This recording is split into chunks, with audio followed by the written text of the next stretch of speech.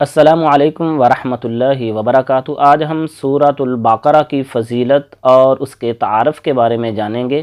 سورہ بقرہ قرآن کی سب سے طویل سورت ہے، جس کے 40 رکوع، 286 آیات، 6031 کلمات اور 20,000 حروف ہیں، اور یہ مدنی سورت ہے۔ مدنی ان صورتوں کو کہتے ہیں جو ہجرت مدینہ کے بعد نازل ہوئیں۔ سورہ بقرہ کی فضیلت کے متعلق چند احادیث آپ کے سامنے بیان کروں گا۔ سیدنا ابو ہریرہ رضی اللہ تعالیٰ عنہ ارشاد فرماتے ہیں، اللہ کے رسول علیہ الصلاۃ والسلام نے فرمایا، لا تجعلوا بیوتکم مقابر، اپنے گھروں کو قبرستان نہ بناؤ۔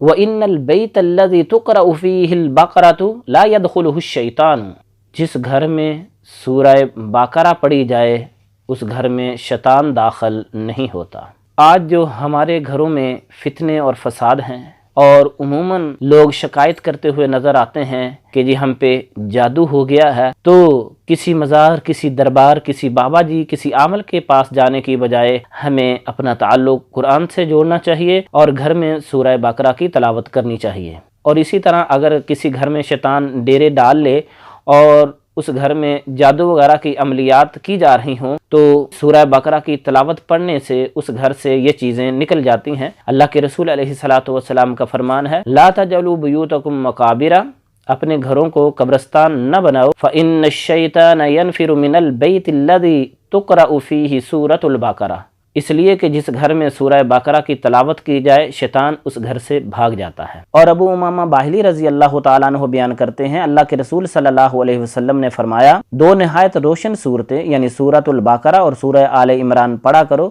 یہ دونوں صورتیں اپنے پڑھنے والے کے لیے کل قیامت کے دن سائبان بن کر آئیں گی، یا پرندوں کے دو جھنڈ ہوں گے جو اپنے پڑھنے والے پر سایہ کریں گے، اور یہ اپنے پڑھنے والے کے متعلق جھگڑا کریں گی، یعنی اللہ حکم الحاکمین سے سفارش کریں گی کہ اسے جنت میں داخل کیا جائے۔ اور فرمایا، اقرأوا سورۃ البقرہ، سورہ بقرہ کو پڑھا کرو، فإن أخذها برکۃ، اس کا حاصل کرنا، اس کا سیکھنا، سمجھنا، عمل کرنا باعث برکت ہے، وترکها حسرۃ، اور اس کا چھوڑ دینا باعث حسرت۔ اور فرمایا، لا تستطيعها الباطل، باطل قوتیں اس کی استطاعت نہیں رکھتی، یعنی جادو وغیرہ۔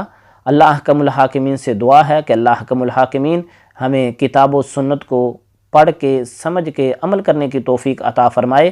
وآخر دعوانا ان الحمد للہ رب العالمین۔